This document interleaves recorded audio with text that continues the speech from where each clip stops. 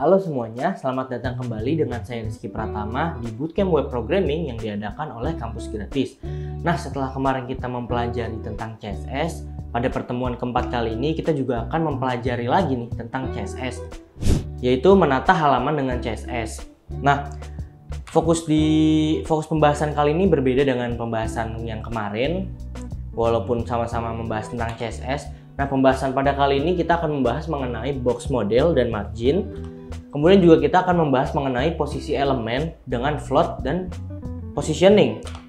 Kemudian kita juga akan memperkenalkan konsep layout yang responsif.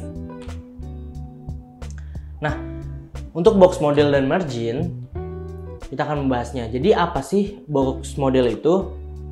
Jadi box model itu adalah konsep dasar dalam desain dan tata letak web yang digunakan untuk mengatur dan mengelola elemen-elemen di dalam halaman web. Nah, tujuannya adalah dari konsep box model dalam desain web HTML itu untuk memahami cara agar elemen-elemen HTML disusun dalam hal ukuran dan tata letak di dalam browser. Jadi itu sebenarnya fungsi dari box model. Nah, untuk komponen-komponen dari box model sendiri itu ada konten. Yang pertama ada konten, kemudian ada padding, ada border, dan ada margin. Nah, mungkin nanti kita akan bahas ya, dan kita akan berikan contohnya juga. Jadi yang pertama apa sih margin itu? Ini yang paling banyak digunakan ya marginnya. Jadi margin itu adalah istilah yang digunakan dalam berbagai konteks, tetapi secara umum merujuk pada sejumlah ruang atau batas yang tersedia di sekitar suatu objek atau konsep tertentu. Nah, sebenarnya margin atau padding itu definisinya kurang lebih sama ya. Yang membedakan adalah margin itu biasanya margin itu untuk di bagian luar. Jadi kalau untuk padding itu di bagian dalam. Nah, nanti kalau untuk web saya akan berikan perbedaannya. Nah, kemudian definisi lain dari margin itu adalah kalau dalam desain grafis, dari margin itu merujuk pada ruang kosong di sekitar tepi suatu dokumen atau elemen desain. Nah, jadi yang seperti saya bilang kalau margin itu dia contohnya misalkan keyboard ini.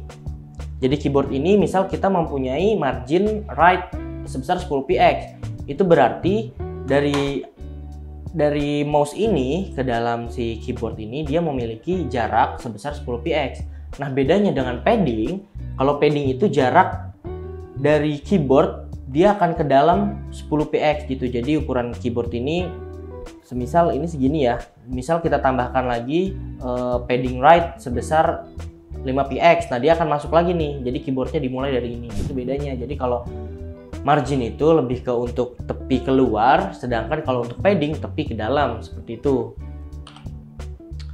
Nah, kemudian dalam konteks teknologi juga si margin ini bisa mengacu pada sejumlah ruang atau batas yang diberikan dalam suatu sistem atau perangkat lunak.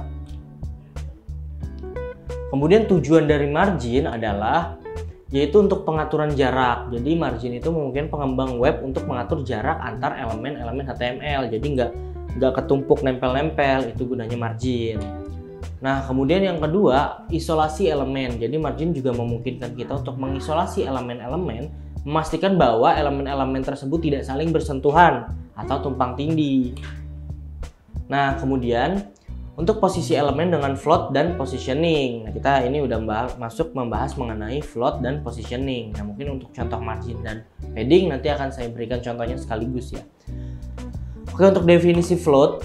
Jadi float itu adalah properti CSS yang memungkinkan elemen-elemen HTML untuk mengapung di sekitar elemen lainnya. Ini sering digunakan untuk membuat tata letak yang responsif dan fleksibel.